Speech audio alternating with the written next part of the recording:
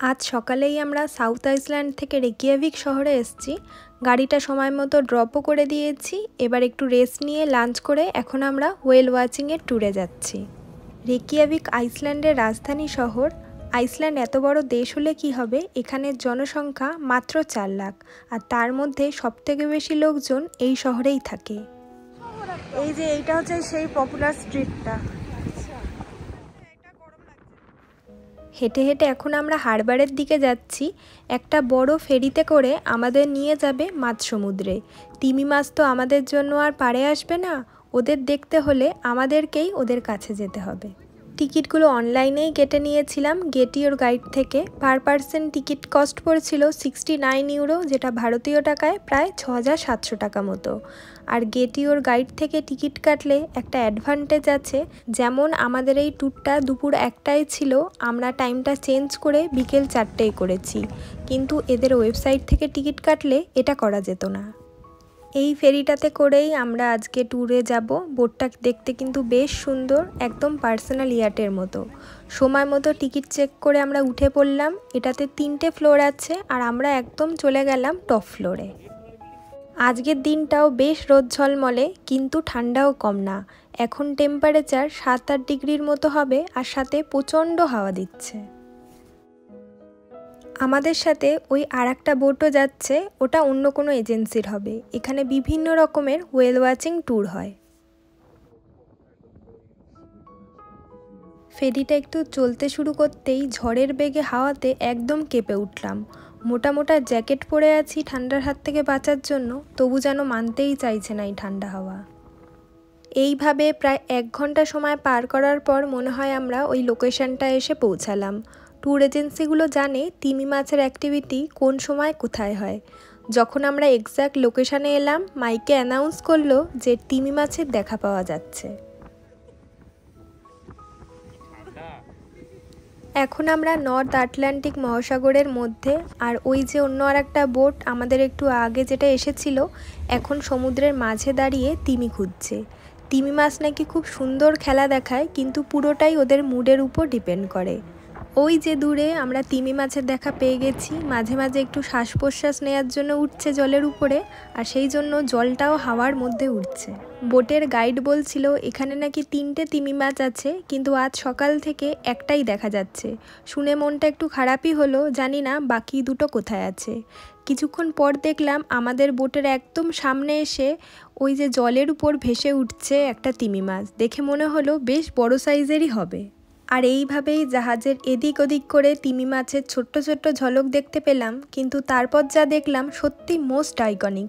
পুরো লেজটা তুলে আমাদের দেখালো।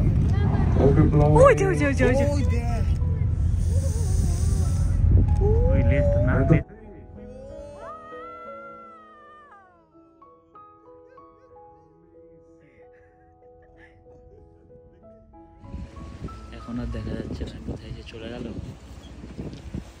এদিক ওদিক দিয়ে চলে গেছে, হয়তো অনেক গভীরে চলে গেছে ও। কিছুক্ষণ ওয়েট করছিলাম যদি আবার তিমি মাছ খেলা দেখায়, কিন্তু অনেকক্ষণ আর কোনো দেখা পেলাম না। বেশ খানিকক্ষণ অপেক্ষা করার পরে ওই যে আগের বোটটা আবার রেকিয়াভিক সিটিতে ফিরে যাচ্ছে। আমাদের বোটটাও হয়তো এবার আস্তে আস্তে ফিরে যাবে। এরই মধ্যে আমাদের গাইড বলল তিমি মাছের আর একটা ঝলক দেখে আমরা ফিরে যাব, আর এটাও বলল যে কোন দিক থেকে আমরা তিমি মাছটা দেখতে পাবো। Still close to the surface, so we can expect another blow. Now. ও জলের নিচ থেকে যাচ্ছে, আর উঠছে না। আছে আছে, লেজটা উল্টাচ্ছে না, এখানেই আছে ওই যে। হ্যাঁ, Okay, blowing.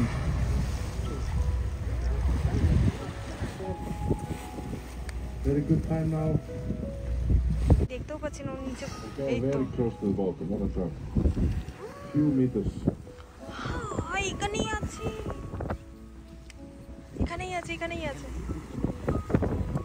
7 o'clock coming up now, blowing.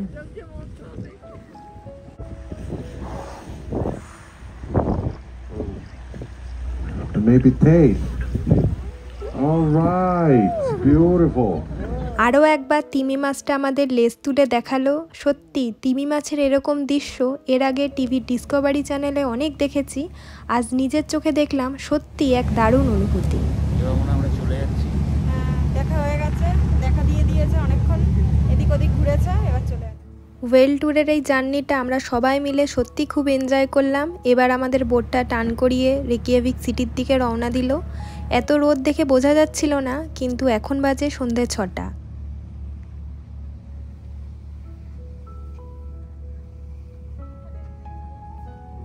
ফিরে যাওয়ার বেলায় এত সুন্দর ফেরিটা ঘুরেও দেখে নিলাম। আর এটা হলো ক্যাপ্টেন রুম, এখানে বসেই উনি ফেরিটা চালাচ্ছেন।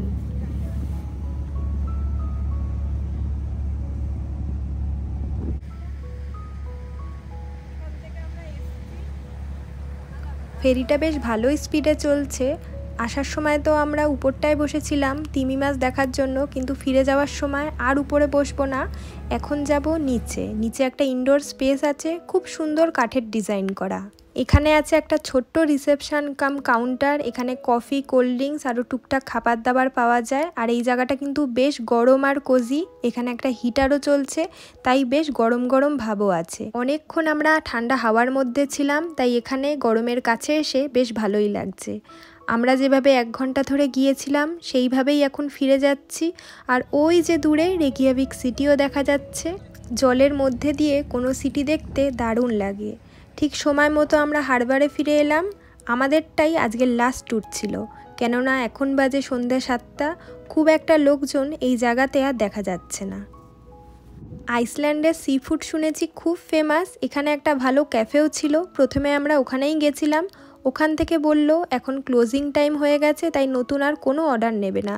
তাই গুগলের রিভিউ দেখে এখন আমরা অন্য আর একটা ক্যাফের দিকে যাচ্ছি। এখানে এই একটাই প্রবলেম, সন্ধ্যা হতে হতেই সব দোকান প্রায় বন্ধ হয়ে যায়। দেখুন রাস্তার মধ্যে দিয়ে আমরা হেঁটে যাচ্ছি, প্রায় লোকজন নেই বললেই চলে। তো এখন আমরা যেই দোকানটায় যাচ্ছি সেই দোকানটা খোলা থাকলেই ভালো। তো প্রায় পৌঁছেও গেছি আমরা। এই দোকানটার নাম হলো আইসল্যান্ডিক স্ট্রিট ফুড। আর এখানে এসে আমরা অর্ডার করলাম আইসল্যান্ডের ফেমাস ল্যাম্ব স্যুপ। খুব সুন্দর করে একটা ব্রেড গোল করে কেটে মাঝে স্যুপটা সার্ভ করা হয়েছিল, আর যতবার ইচ্ছা রিফিলও করা যাচ্ছিল। বাদবাকি সবাই তো এই স্যুপটা খেয়েছে, যদিও আমি খাইনি, আর সবাই বলেছে স্যুপটা খুব ভালো ছিল। আর এই ক্যাফেটার মধ্যে দেখলাম কত দেশের কারেন্সি এইভাবে সাজিয়ে রেখে দিয়েছে। আমাদের ইন্ডিয়ান নোটও কিন্তু দেখে নিয়েছি। তো স্যুপ খেয়ে আস্তে আস্তে আমরা চলে আসলাম আইসল্যান্ডের রেকিয়াভিকের ফেমাস এই চার্চের সামনে। এই চার্চটা পুরোটাই পাথর দিয়ে তৈরি। সাউথ আইসল্যান্ডের আমরা একটা যে বিচে গেছিলাম তার যে গুহাগুলো দেখেছিলাম, স্ট্রাকচারটা অনেকটা ওরকম। এই চার্চটা থেকে জাস্ট 400 মিটার দূরেই আমাদের বিএনবি। ফেরার পথে এখানের একটা সুপার মার্কেট থেকে টুকটাক জিনিসও কিনে নিলাম, যেটা দিয়ে আজকের ডিনারটাও বানিয়ে নেব। সাথে আজকের ভিডিওটাও আমি এখানে শেষ করছি। সবাই খুব ভালো থাকবেন, টাটা।